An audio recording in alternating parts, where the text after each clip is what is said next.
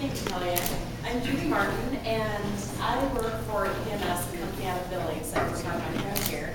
And it was interesting as they set up our groups at the very beginning of the year.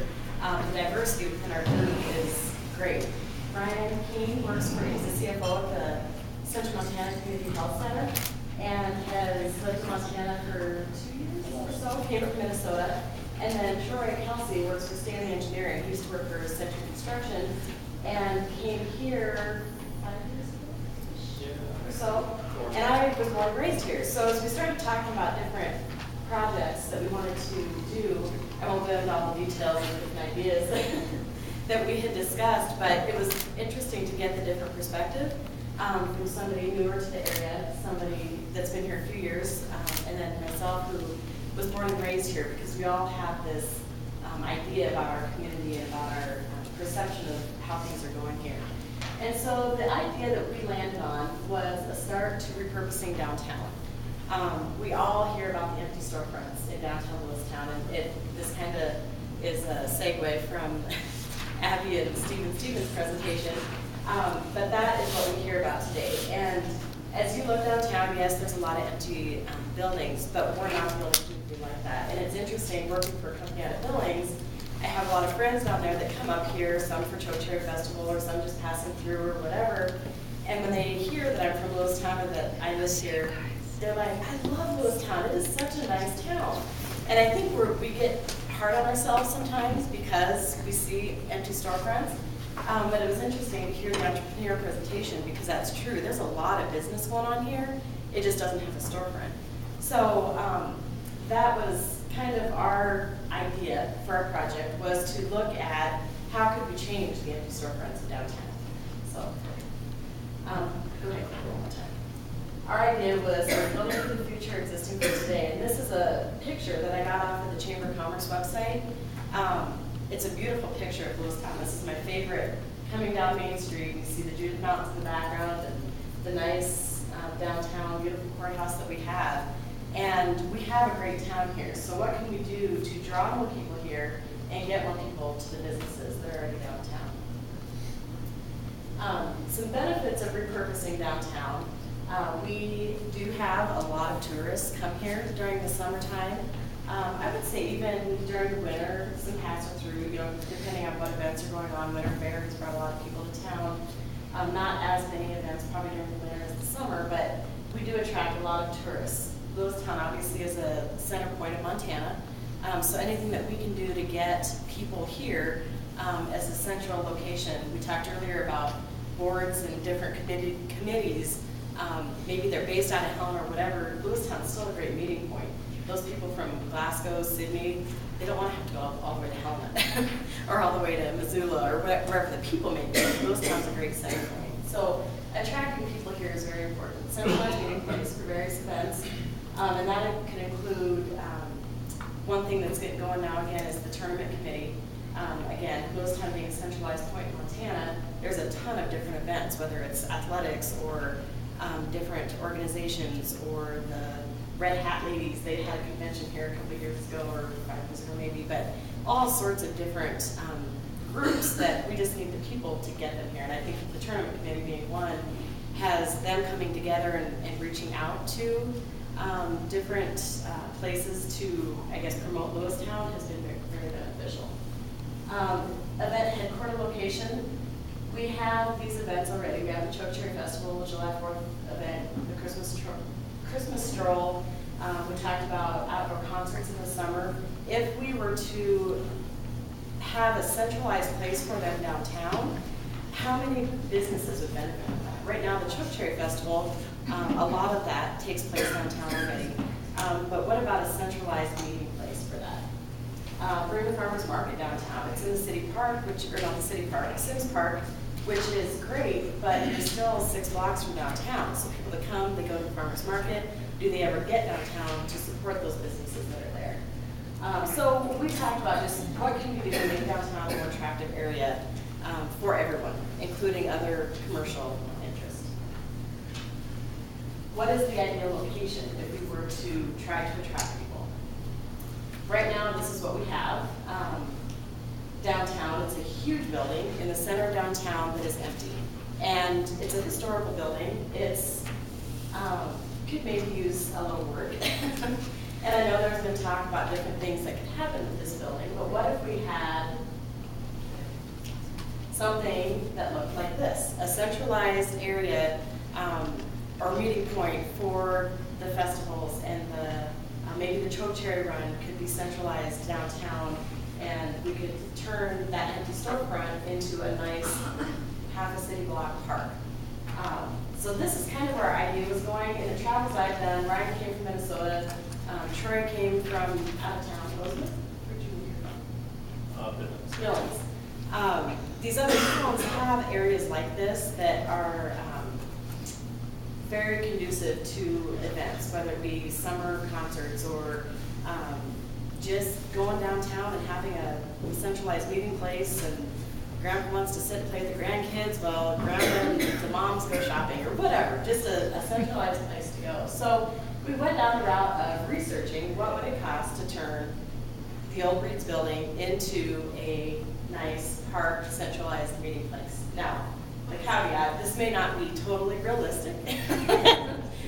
Troy met with Kevin Myrie just to discuss a little bit of the logistics, and he can get into those here in a minute. But it's just the idea that we had of, you know, we talked about bringing more businesses in to fill those empty storefronts. And in today's age with the internet and with, I mean, we all know the struggles that all of our local retailers are having. Is it realistic to fulfill or to fill all of those empty storefronts?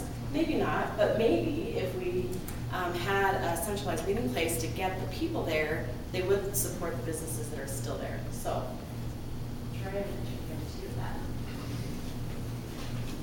I'll just expand a little bit on Judy's disclaimer. I mean, this is just something that we kind of was thinking out of the box. You know, it's something that may never ever happen. You know, it'd be something that I think a lot of people in this community would really love to have a central area downtown. You know, the farmers market is a good example. I don't hardly even know about the farmers market unless I'm driving on the east end of town, and then oh shoot, the farmers market's this weekend. You know, but you know, this is kind of a wishful thinking. I think, you know, it's something that may never happen. And I talk that way because I'm an engineer, because everything costs money. You know? But anyway, this is just kind of a preliminary thing that we came up with, you know, and you know, this is basically the where Reed's building is now, and I think the lots are, what is it? Basically 125 by 200, that lot or something like that. I think the front is 150 or something. yeah, I think it's maybe four lots, about 150 maybe. Yeah. Three lots, I guess, across the front. Then it's 100. Well, the total depth on is 200 feet. So. Yeah. So, you know, our thought was that, you know, we would build this community park downtown, you know, for these events that happen in Lewistown, you know, and maybe your farmer's market, you know, you're lined up here and you're lined up here, and then everybody can meet in the center. You could have a community concert. They could set up a stage against the building that's right there now. You know, one of the things that I wanted to talk about, because I am an engineer, is, you know, there's a lot of things, and these may be in the works already with Kevin in the city, but, and I've talked to Kevin about making the downtown streets safer. You know, one of the things is putting bulb outs on the corners. Those are good for pedestrians, and, you know, one of the issues downtown is cars running into pedestrians. So, and I think the state is already thinking about doing some stuff down there for the city. But, you know, I've always pictured since I've moved to Lewistown that maybe downtown Lewistown might have all those down there, you know, the whole corridor. But anyways, you know, another thought we had was that, you know, we could probably close off 3rd Avenue. You know, I mean, the bank being there, I mean, people need that street. But if there's certain events, you know, maybe you have bollards there where the street can be closed off for a certain, you know, a certain event. I think Kevin in the city has already thought about some of these ideas, maybe for 2nd Avenue. And, you know, maybe that could be rolled over into this thing. You can go to the next. So I want to have a disclaimer here too. These are just kind on the property, and I took a little bit of money off of that just because I didn't want to scare everybody, but, so anyways, $500,000 for the property. You know, you have two properties that are vacant, and there is one little property, the casino, that's not vacant. And that's probably going to be the most expensive one because they have a viable business there. And they probably don't want to close and sell. So that one's probably going to be as much as the two other properties combined. Demolition costs another, I mean, $50,000, probably going to cost you a little more money to do that. But I mean, that's a good start. You know, I mean, it depends on if there's any community involvement in the demolition or whatever. But and then enhancing the property. You know, there's not a lot of things that need to go into this property. I mean, you have some new curb and gutter, new sidewalk, and some landscaping, you know. So I don't think it's going to cost a lot of money to put the park down there, but, you know, so $200,000, I think is probably a good number for that, you know, which gives us about, you know, $750,000 estimate to get this down. So maybe you could say it's going to cost you $750,000 to $1 million to do something down there.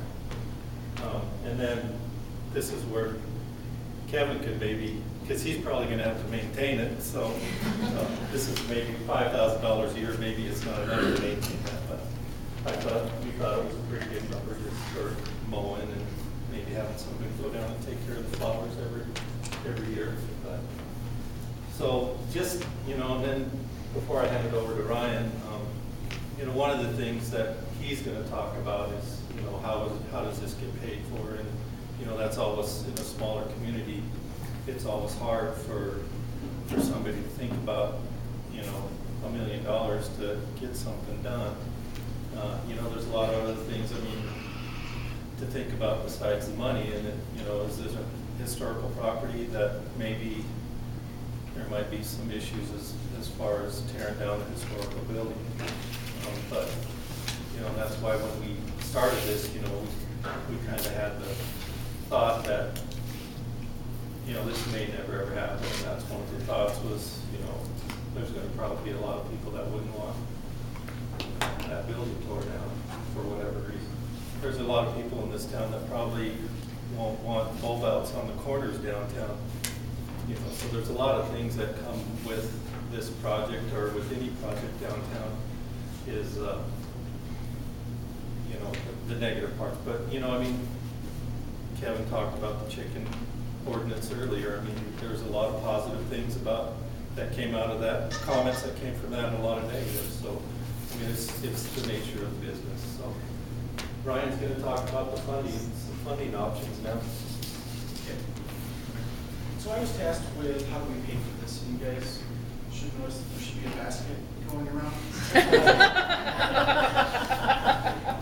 No, in all seriousness, you know, a revitalization project such as this, such as repurposing a building or even an entire district, and we kind of imagine this as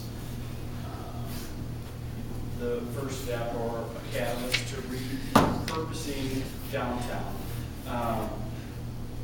And you know, during our feasibility study, we felt that the project would have the strongest chance of succeeding if the majority of the funding came from an external source, or was externally funded, meaning we weren't trying to raise $750,000 from community members, and you know, there really isn't a lot of immediate economic benefits from doing this, so there's probably not going to be anyone in the private sector that's going to say, okay, yeah, I'll give you $750,000. So what we were looking at is our primary objective was then to search for a grant to fund an activity like this. You know, there are some other funding options available: low interest federal loans, federal loan guarantees, local government, and or a local public or private partnership. We are proposing using a grant to fund approximately 75% of the project cost, and then explore interest in a public-private partnership to fund the remaining 25%. And after the initial project cost, we would envision either like a public-private partnership in reference to the annual maintenance cost. You can turn the slide. So we did find a grant that we met this project we felt met the criteria for. And that was a USDA, Communities Facilities Direct Grant Program. And that provides affordable funding to develop community facilities in rural areas. As mentioned earlier, we would apply for a grant and not a loan as the primary source of funding. And depending on the nature of a public-private partnership, a loan or even a loan guarantee through this program might also be a good option to fund the remaining 25%. We feel that the Community Facility Direct Grant is the most appropriate funding source because repurposing the Reeds building in isolation may not make economic sense. However, in the bigger picture, we feel that repurposing the Reeds building would serve as a catalyst to repurposing downtown Lewistown. Repurposing downtown Lewistown does make economic sense. With Lewistown downtown, we felt like there was a lot of uncertainty and risk about what it looks like now, what it's going to look like. And in times of high uncertainty and risks, people will a lot of times sit on the sidelines until something else kind of gets some momentum and some inertia, and then people will follow suit.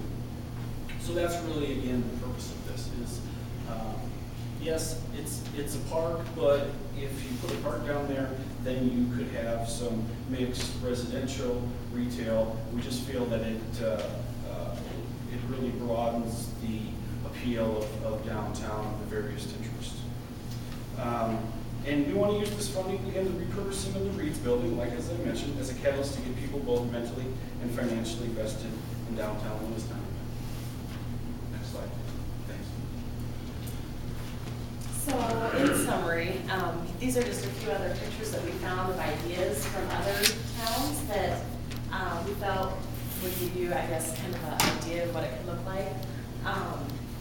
Interestingly, a couple weeks ago, there was an article in the paper about the Reeds building and wanting to put apartments in the upper levels. So like we said, is this realistic? Maybe not, but it's we have to have dreams, right? So I know there's a downtown revitalization committee or group that meets every so often, and we would love to get involved with that and propose the idea and just see where it goes. The grant, like Brian said, that he found would be a great start to that. Realistically, when we talked about the park idea, we also talked about a parking lot. There's not a lot of parking downtown with the bank right there, and that it would be great to do a parking lot, but that would get very spendy with the cost of asphalt and all of that. And would it be as useful as a nice park downtown? So anyway, does anybody have any questions? Have you guys talked about or have any set groups or organizations in mind to partner with, especially the maintenance, upkeep, sustainability? We haven't talked with any. One idea I had is the group of gardeners that, because this would definitely be a park, flower area in the summer would be the main upkeep. But the group that works in the Corinth Garden down at the park, that they may be interested in like 30 years, I might be interested. Not a little more time, but there are people out there, and I think if we got the idea rolling, and I think we'd be able to find. For the size of it, it's not huge. It would be definitely feasible for a small group of people to help maintain during the summer would be the main time. Any other questions? Thank you guys, and I want to thank Snowy Mountain Development